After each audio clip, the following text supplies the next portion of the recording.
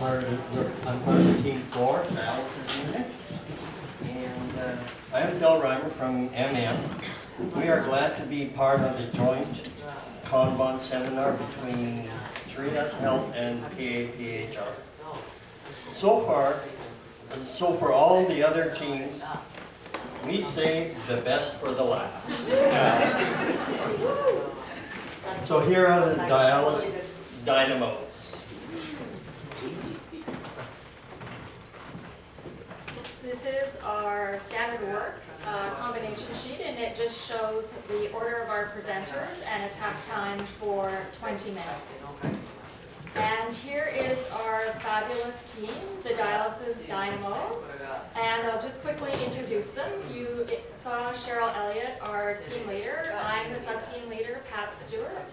We also have Sean Phaneuf, who's shrinking, and Lori Friesen, also Tanis Thompson, and Jill Forrester, Michelle Guittard, Ray Gillis, and of course you already met our fabulous materials management man, Bill Reimer.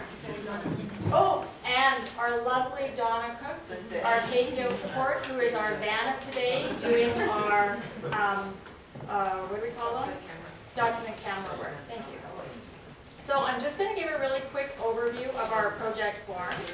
And we know we've had a lot of excess inventory, and some of our inventory has actually been in sizes that are too big. So we may only use a few Q-tips a year, but we have thousands of them. The entire department of dialysis is really very small and crowded, so space is essential. The area that we're focusing on, which is the clean service area, is also a really high traffic area. Currently, the unit clerk orders supplies and she also restocks them. And we also know that in our area we have 4 different suppliers. So we have materials management, pharmacy, SPD, and the laundry. Just some of our goals. We really want to make sure that staff have the supplies when they're needed. We want to reduce excess inventory.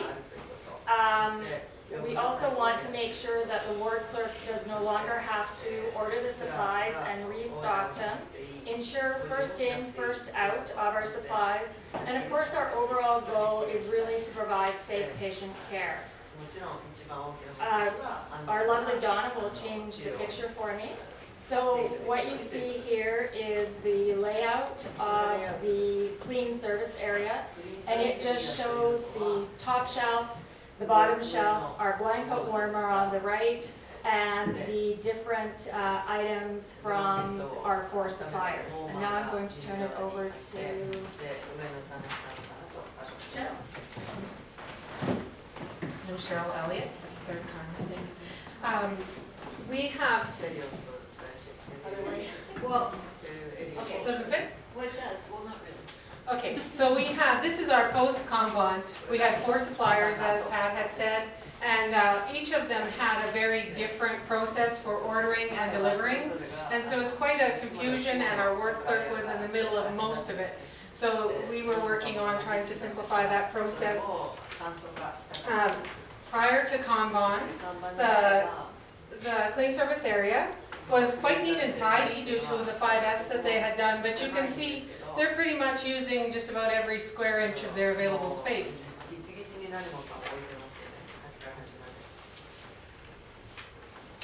Target sheet, yeah.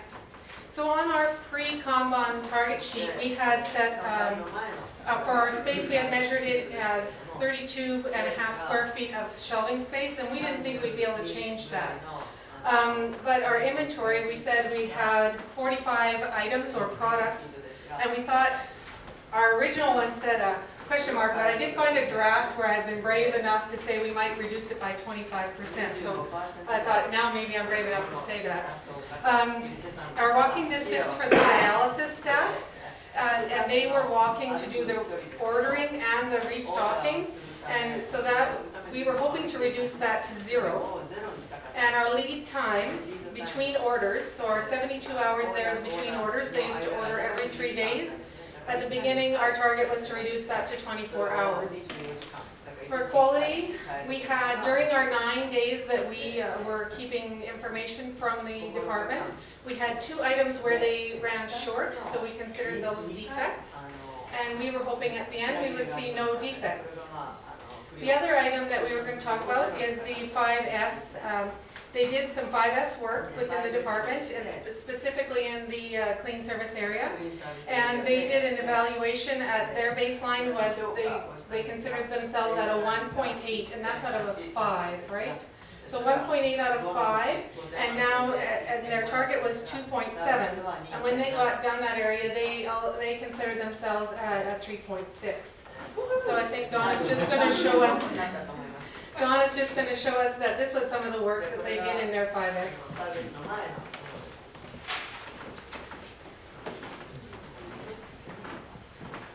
Hi. So my name is Jill Forrester. I'm with 3S Health, and I was fortunate to spend a lot of time on this form. No one told me to type it. So using data that was gathered through prior to the event, which we were very grateful for, we came to appreciate the wisdom built into this form. As we used it, we were able to define the levels of inventory that we needed, not based on what we thought we felt we needed or what we felt we need, but by using the calculations to validate. The other thing I want to point out about the beauty of these forms is that when we talk about cutting down inventory, we often get afraid that we won't have enough, but by calculating buffer rates, which we kept at 30%, and having a thoughtful conversation about what you have on stock, in stock, you can make sure that people are comfortable with the amount of inventory we're going to keep. So we used sheets to figure out our 2 types of Kanban we used. We didn't have room in our covered space for our 2 bin systems, so most of ours was signal Kanban. We did have a little bit of ordinary Kanban. We were able to change a lot of our items from items that came in large batches to reducing it to single items that were delivered. We removed one item that was coming from pharmacy. We arranged to have it come from materials management. So now all of these supplies are coming from materials management. And as I said, we used a 30% buffer for most of our cases. So I just found the form. That's one of the lean experiences is you grow to love the forms. So because they give your process a backbone and it's fine. And that's my story.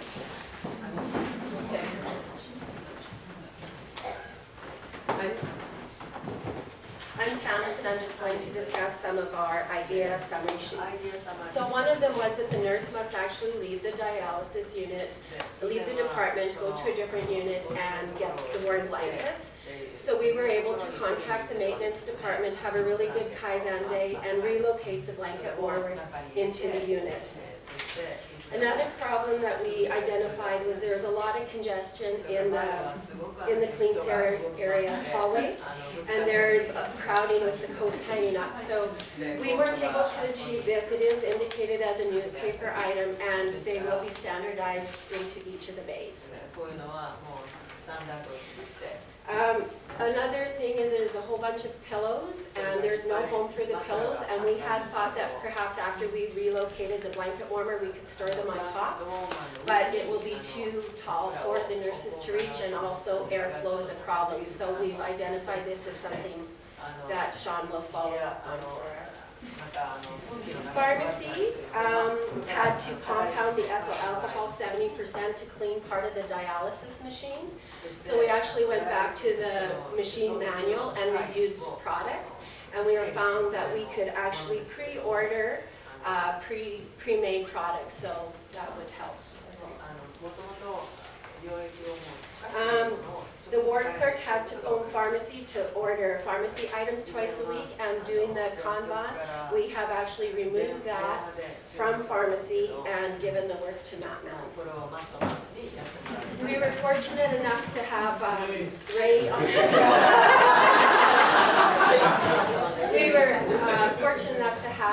Ray on our team, and he was actually able to make a call to Italy and has contacted Gambro to start a trial for a new product, so hopefully we could reduce 2 products for cleaning the machine to 1. So we're just So we are just going to just show you, they had done some 5S'ing, and here's a photo of the top of the pre-Kanban, the top of the shelf, and this is post-Kanban. So you can see the empty space, and as well the bottom, pre-Kanban, and you can see post-Kanban with the tags and everything. And they also had a back storage room that they did some 5S, so this is pre-Kanban, and post. So with some of this, this wasn't, we had just done some mistake proofing. You can see they have some reorder cards. So what we did is we substituted that, and we broke down each of them into a color code so that it could be easily identified as well. And that signifies a reorder. So just a quick view of the pre, and we'll just show you how we were able to, oh, and the blanket warmer outside the unit, and ta-da, inside the unit.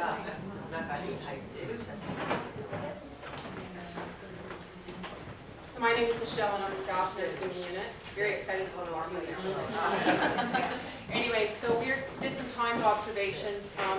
As mentioned, our unit clerk, used to do all the ordering in the clean service area, and she did some times for those. And then, if you want to just carry on. Oh, sorry. So she would do all of those orderings pre-Kaizen. Now she has to give up that job, and I know she's going to be upset about that. And we did some timings as well now as far as nursing. We'll be pulling the Kanban cards, so they'll do that. I'll put her in the order. Then Matt Man will come take cards, and then Matt Man will come and restock the products. So bottom line, the time savings actually for the whole ordering and restocking process will be decreased by 30%. So, and unit clerk doesn't have to do any of it, so she'll love that. She just went over the spaghetti. Sorry. So now, Linda, our unit clerk, won't have to do the ordering. The solid lines are us nursing staff using the supplies, and then the dotted lines are us actually having to put our cards in the MatMan order slot. So you can see the steps. We're not going to have to go very far as ordering. And then on the next page is the MatMan footprint, where they'll come, take the cards, take them back to MatMan, and then return the product and restock our area. So it's going to be huge time savings and very good.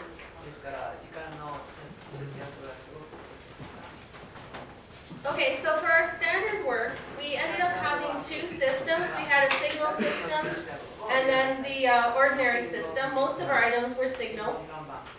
So for the standard work, when the product was removed from the bin, and then the Kanban card appears, then the card will be pulled by the dialysis staff and then placed in the to-be-ordered Kanban post, which is on the left-hand wall.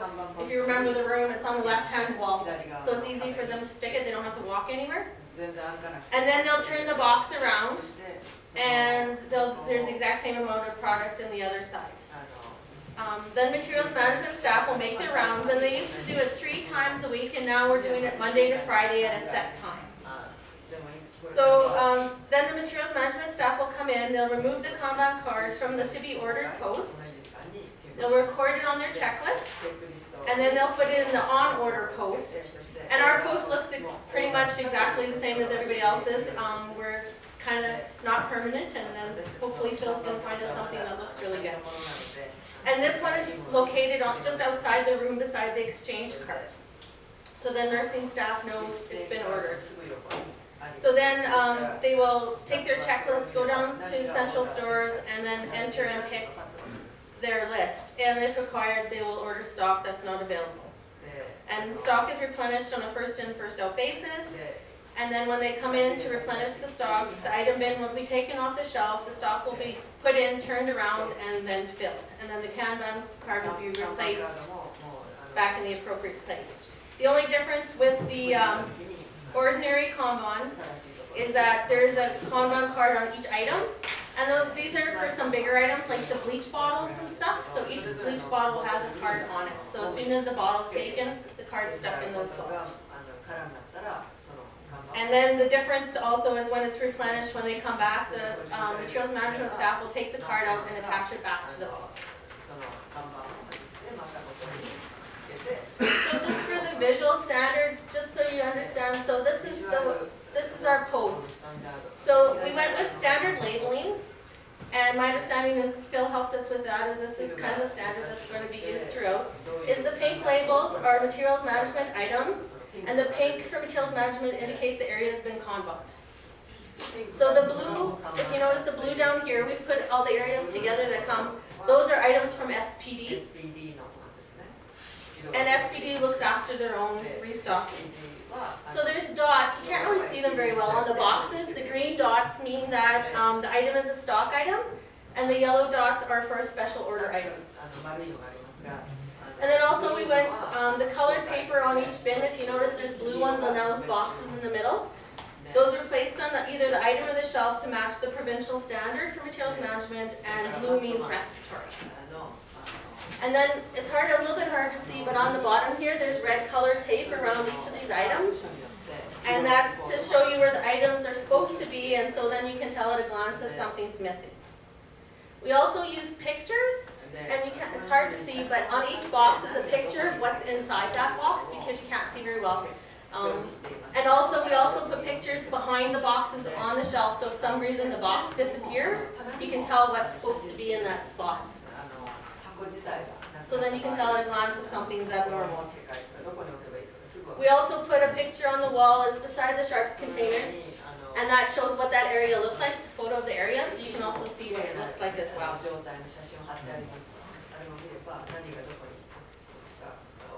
And then this is Sean explaining to his staff, doing the standard work and the education of showing his staff what was done. And here you can see the little order or post on the wall there.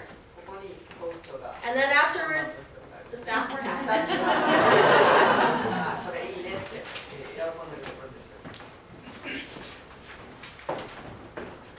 I'm Sean Phillip, I'm the nursing unit manager of the Dialysis Unit and therapy units. I'm also the process owner for this, so my name's on a lot of items I see down the road here. We started out, I couldn't think in square footage because it was a volume type area. So we actually measured it out and we recorded our volume instead of cubic feet. So we viewed it as a container more than just as a space. So we started out with a baseline of 98.5 cubic feet. Our target, as they said earlier, was not to reduce anything. By day 2, we had found that we could reduce to 90.65 cubic feet, which is what we finished with, and is a 9% decrease in use space.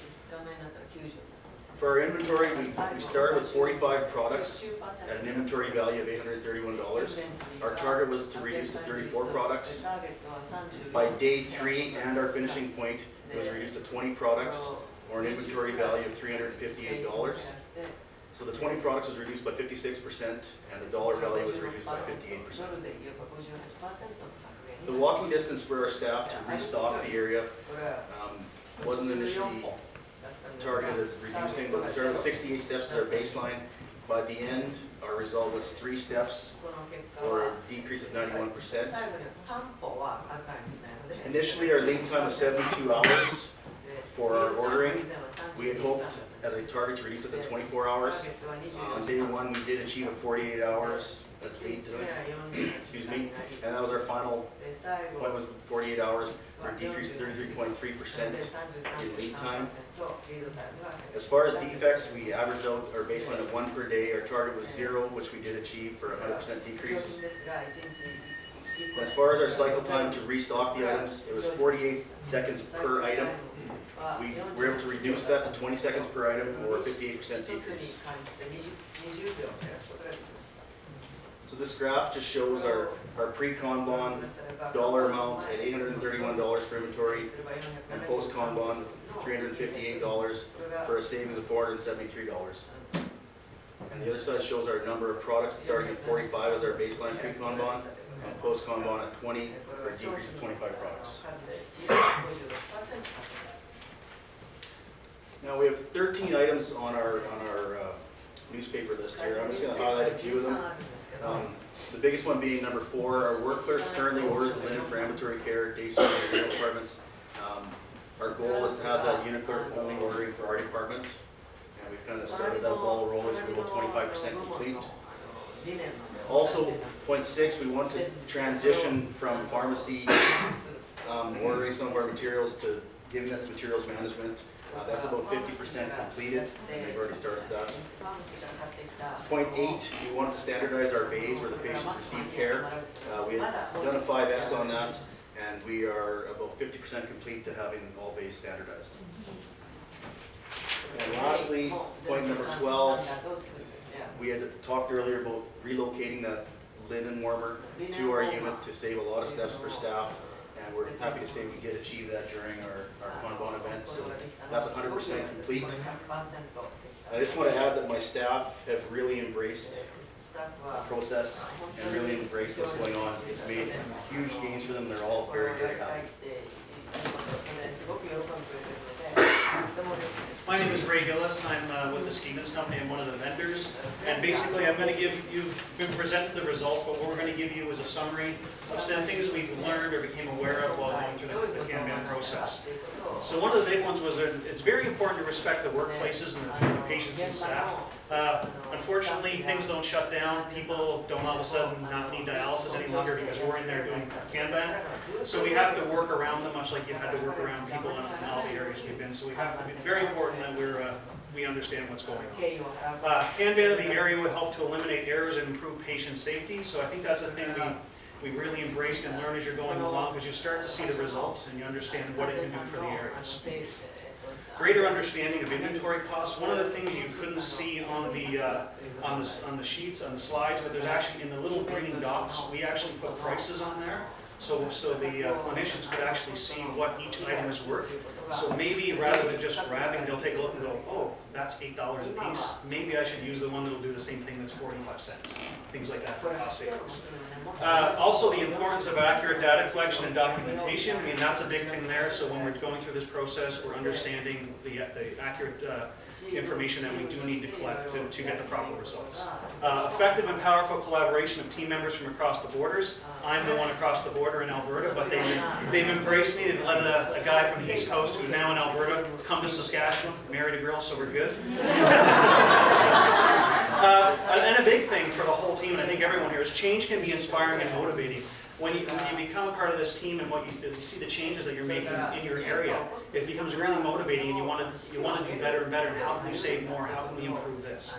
And I think one of the last things, all department staff to be orientated to the processes prior to implementation. I think that's very important. And what we saw when we were doing the mock-up is a lot of people didn't understand what was going on. So I think we need more thorough orientation for not only the people working the projects, but materials management down below and people on the floor, so they know what's happening. And something that I've learned in the last hour or so, Sensei, is I'm just going to throw it in there with the Lean Initiative, is you don't need any gimmicks. We don't need matching scrubs, matching t-shirts. There's no trophies. It's just hard work and results.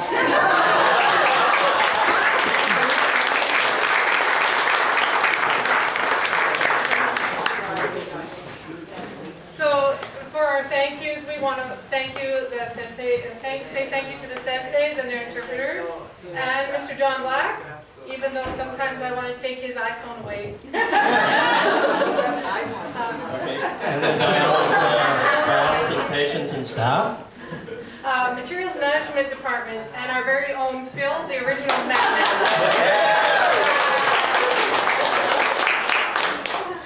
The 5S team, dialysis demolition as they were then called. Our maintenance department, we had Steve and Wayne in cutting out countertops and making room for us. SPD.